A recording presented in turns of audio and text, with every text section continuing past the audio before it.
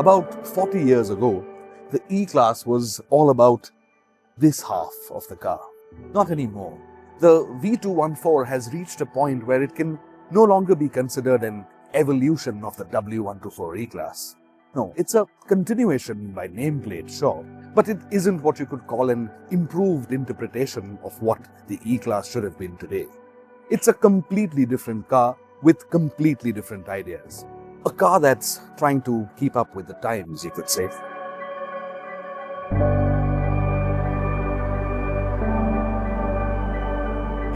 Back in the day, in other parts of the world, you bought a W124 E-Class if you had a well-paying job or if you were a cab driver and wanted something that would last 1,000,000 miles. In India, where the W124 arrived only towards the tail end of its life in 1994, you bought one simply because it was the best car you could buy. For 20 lakh rupees, it had to be, because the next most expensive car cost 5 lakh rupees. It was the Tata estate.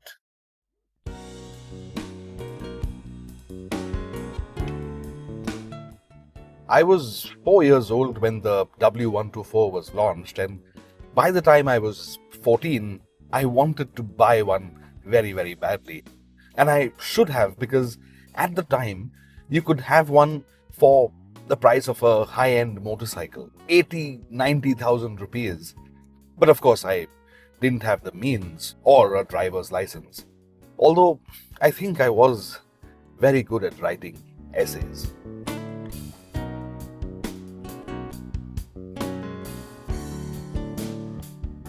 I'm not 4 or 14 years old anymore, well, you don't say, but I still want an E-Class. It has for decades represented the reward you get yourself for having worked hard with intelligence. I don't think anyone could accuse you of splurging on an E-Class, because no, that would take an SL or a G-Wagon. The E-Class is a treat you deserve, guilt-free, like sugar-free chocolate, for instance.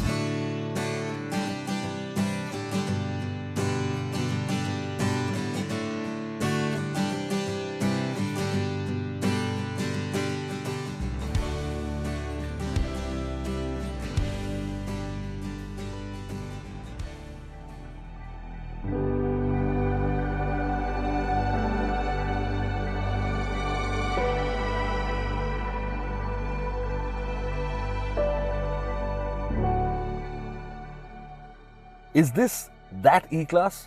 I'm not entirely sure. Not yet. Okay, full disclosure, I haven't driven the last gen E-Class either, but I have driven all of the ones before it. And I don't know what's happened in that time, but this, the V214, is a bit confusing.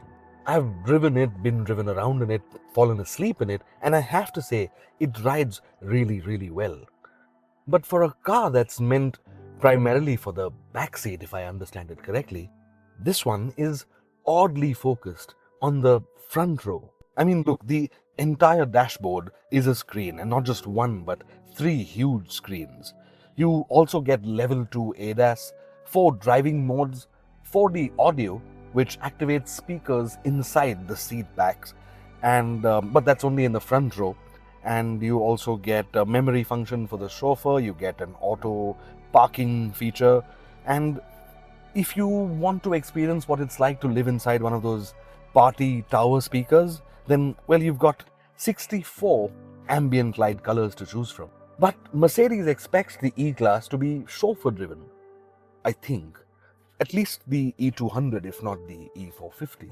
And so it's surprising that at the back there isn't much for you to do at all. You can recline your seat, extend the thigh support, and fall asleep very quickly. But aside from controlling the air conditioning, the blinds, and the sunroof, and charging your phone on the wireless pad, nothing else. With the chauffeur package, though, you can control the seat right in front of you, which can be a lot of fun, especially if someone happens to be sitting in it.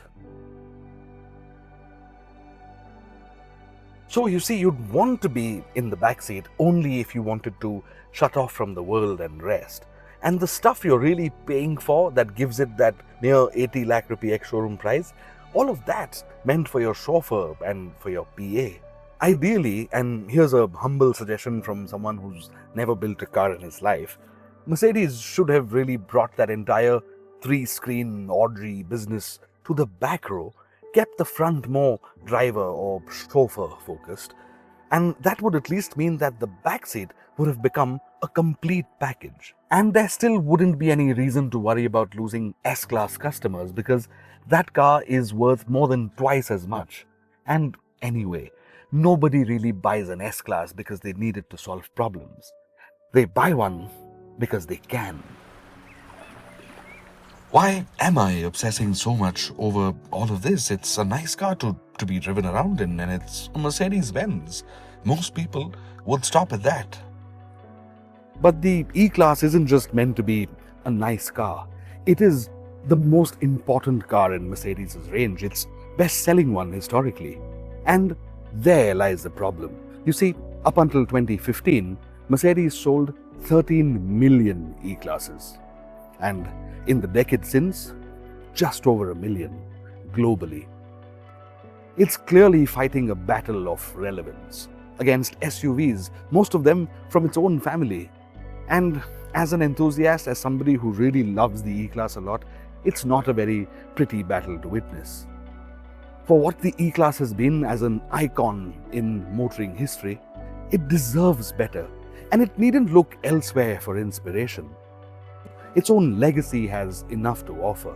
It shouldn't have to keep up with the times. No. And sometimes it really isn't a bad thing to take a step back, because the E-Class really needs to go back to being an evolution of itself.